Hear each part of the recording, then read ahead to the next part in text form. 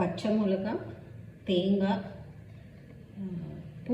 புளி வந்து நான் கம்மியாக வச்சுருக்கேங்க. வேணுங்கிறவங்க கொஞ்சம் ஜாஸ்தி வச்சுக்கோங்க. பிடிக்கிறவங்களுக்கு புளிப்பு பிடிக்கிறவங்க கூட கொஞ்சம் வச்சுக்கோங்க.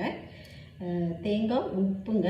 இது வந்து வேர்க்கடலை. நான் இன்றைக்கி வேர்க்கடலை சட்னி செய்கிறதுன்றது சொல்கிறேங்க ரெசிபி. இதை வந்து இதில் இந்த தேங்காய் இந்த பச்சை மிளகாயை நல்லா வதக்கிக்கோங்க. வேர்க்கடலை நீங்கள் வறுத்த வேர்க்கடலை வாங்கிக்கிட்டாலும் சரி, வறுத்து வச்சுக்கிட்டாலும் சரி, இது எல்லாத்தையுமே ஒன்றா அரைக்கணுங்க. நான் அந்த அரைக்கிற ரெசிபி வந்து வீடியோவில் போட்டிருக்கேங்க, நீங்கள் அதில் பாருங்கள். அரைச்சா இந்த மாதிரி ஒரு சட்னி ரெடியாக வருங்க. இது நான் கொஞ்சம் தண்ணியாக பண்ணியிருக்கேங்க. கட்டியாக நான் அந்த வீடியோ ரெசிபியில் வச்சுருக்கேன். யாருக்கு எப்படி பிடிக்குமோ அதை அப்படி பண்ணிக்கோங்க.